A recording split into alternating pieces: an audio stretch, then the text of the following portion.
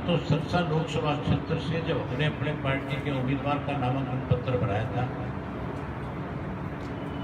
उसमें इसी तरह हजारों लोग शामिल हुए थे। और या फिर आपने कुरुक्षेत्र लोकसभा क्षेत्र का जो फार्म भरवाया उसमें हजारों ने इकट्ठे होकर इस बात पे बोर्ड लगाई कि इंडियन नेशनल लोकल पार्टी है, जिसको कुछ लोगों ने कमजोर करने की कोशिशें करी।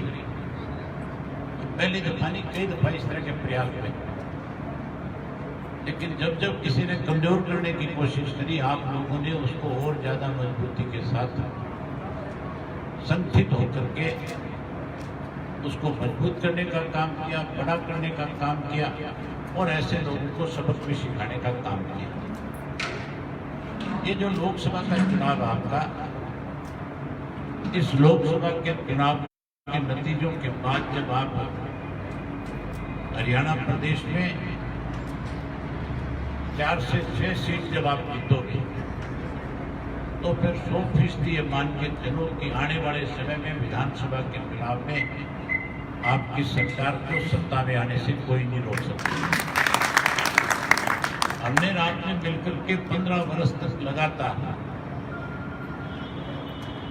लोगों के बीच में रह करके लोगों का एक विश्वास जीतने का काम किया। चाहे कांग्रेस पार्टी के लोग हैं, चाहे भाजपा के लोग हैं, और चाहे कोई और राजनीतिक दलों से जुड़े हुए लोग थे, सब लोगों ने हमारे पार्टी के कार्यकर्ता को मायूस करने के लिए राजनीतिक साजिशें रची।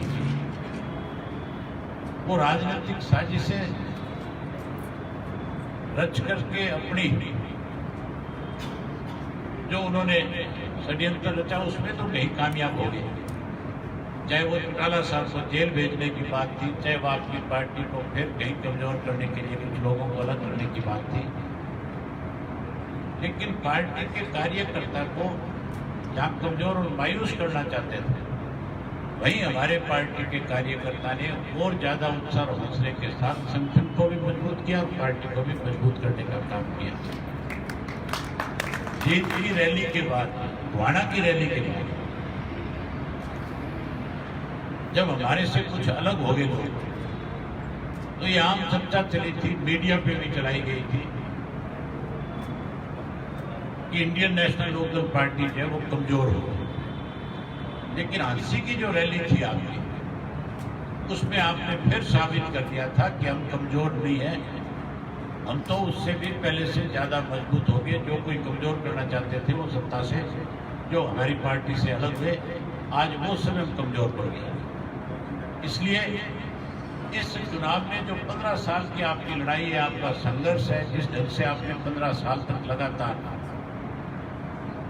जहाँ पार्टी के संगठन को मजबूत किया, वही अब आपके पास समय आ गया। आज की तारीख में कांग्रेस पार्टी की हालत ऐसी है कि कांग्रेस जिस किसी को उम्मीदवार बनाना चाह रही है, वो तो मैदान छोड़ करके भाग गई। चाहे आप अपने कुरुक्षेत्र पे ले लो, नवीन जिंदल का तो नाम सब जो है, राहुल गांधी आए थे यहाँ और उन्होंने खुद कहा था कि कुरुक्षेत्र से हमारा उम्मीदवार ये है। वो इसलिए चुनाव छोड़ करके भागे, उनको इस बात से अंदाजा लग गया था कि अपनी बात तेरी पार नहीं बचेगी।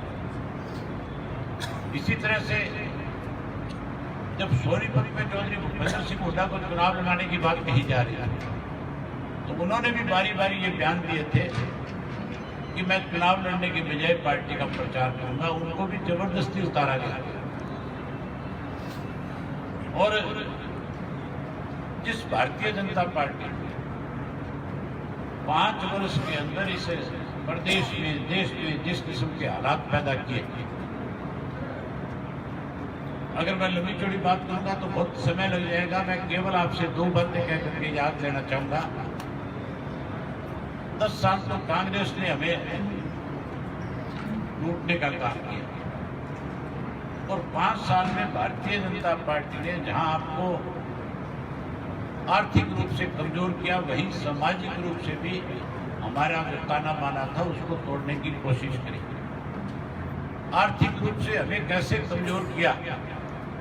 कहा तो ये गया था कि स्वामीनाथन की रिपोर्ट लागू करेंगे, कहा यह गया था कि किसान को उसकी फसल के लागत मूल्य से 50% ज्यादा देंगे, लेकिन ज्यादा देने की बजाय जब हम अपनी फसल मंडी में बेचने गए, चाहे कोई धान बेचने गया, कोई बाजरा बेचने गया, कोई नरमा और कपास बेचने गया, कोई गवार और चना बेचने गया, जो समर्थन मूल्य थे उससे भी हमें कम कीमत दी गई। नमी के नाम पे लूट लिया, 250 से 300 रुपये क्विंटल के हिसाब से नमी के नाम पे कम दिए गए। उसके साथ साथ जहाँ नमी के नाम पे लूटा वही 500 रुपये 6 भाई के हिसाब से 1,000 रुपये 1 एकड़ का प्रधानमंत्री फसल बीमा योजना के नाम पे ले लिया। पहले आर्थिक रूप से कमजोर किया और फिर कैसे समझा सामाजिक रूप से कमजोर हो, इसके लिए इस प्रदेश को 3 बार 4 बार आग के हवाले किया, और न केवल आग के हवाले किया बल्कि इनोसेंट लोगों को मौत के घाट पर उतार दिया, जिनका कोई संबंध नहीं था, जो कहीं उपद्रव नहीं कर रहे थे, जो कहीं कोई झगड़ा नहीं कर रहे थे, उन लोगों को, चाहे वो रामपाल के अनुयायियों को मारने की बात थी, जब रामपाल को गिरफ्तार करने की चर्चा हुई तो उनके 6 अनुयायियों को बिना मतलब मौत के घाट उतार दिया। जाट आरक्षण आंदोलन के दौरान जब आंदोलन करने वाले लोगों को सरकार ने बुला करके कहा कि हम आपको आरक्षण देंगे, 15 महीने तक उनके मामले को लटका के रखा और कहीं सैनी की पीठ पे हाथ रख दिया, कहीं रोशन लाल आर्य की पीठ पे हाथ रख दिया, कहीं ग्रोवर की पीठ पे हाथ रख करके ये कह दिया कि लोगों को 35 और 36 जात के नाम पे बांटना। हमारे बीच में विवाद खड़े करने की कोशिश करी और 15 महीने के बाद जब आरक्षण आंदोलन चलाने वाले लोगों को लगा कि अब तो 100% सरकार की नीयत में वोट है, इसलिए उन्होंने दोबारा आंदोलन शुरू किया, तो बातचीत के जरिए उसका हल निकालने की बजाय 32 इनोसेंट बच्चों को मौत के घाट उतार दिया। पहले उनको मार दिया, हजारों करोड़ की संपत्ति नष्ट कर दी, और फिर उसी रात सरकार ने आंदोलन चलाने वाले लोगों को बुला करके रातों रात सारी बात मान करके उनके साथ समझौता कर दिया। तो समझौता करना ही था तो फिर किस लिए 32 लोग मारे, किस लिए हजारों करोड़ की संपत्ति नष्ट कर? फिर यह समझौता पहले कर लेना चाहिए था, बातचीत के जरिए हल इसका पहले निकाल लेना चाहिए था। लेकिन वो सरकार की एक मंशा थी कि जहां आर्थिक रूप से कमजोर कर रहे थे वहीं सामाजिक रूप से भी इनका ताना बाना तोड़ने का काम करो ताकि एक वर्ग का वोट आपको मिलना शुरू हो जाए। वहीं अब ये आपको राजनीतिक रूप से भी कमजोर करना चाहते हैं। इसलिए हम सबको इस चुनाव के माध्यम से जो मौजूदा सरकार में बैठे लोग हैं, इनको भी, और जिन लोगों ने 10 साल तक लूटने का काम किया था, उन लोगों को भी सबक सिखाने का समय आ गया।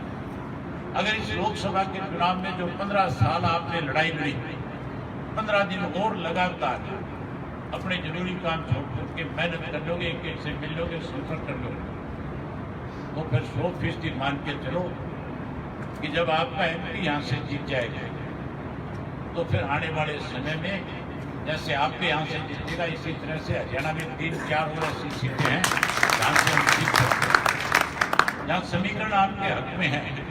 लोगों की इच्छा आज आपको वोट देने के लिए, वोट तब मिलेगा जब हम उनके लिए जाकर के समय निकाल करके भेजेंगे।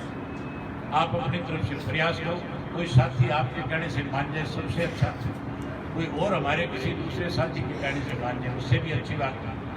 अगर आपको लगे कि कोई मेरे से बात करके और अपना मन की बात कह करके आपके साथ जुड़ना चाहता है तो मेरे से भी आप उसकी टेलीफोन पर बात करा सकते हो। मेरी मजबूरी रहेगी कि मुझे तो पूरे प्रदेश के 10 के 10 लोकसभा क्षेत्रों में जाना है, मेरे पास समय कम रहेगा, लेकिन इसमें जिम्मेवारी आपकी ज़्यादा रहेगी। तो मैं उम्मीद करूंगा कि आप इस जिम्मेवारी को बड़े अच्छे ढंग से निभाओगे। आपके यहाँ के कार्यक्रम आगे बढ़ के मेरी ख्याल और जो कार्यक्रम बढ़कर गए उस कार्यक्रम में सारे के सारे साथी आप गाँव के साथ जाना।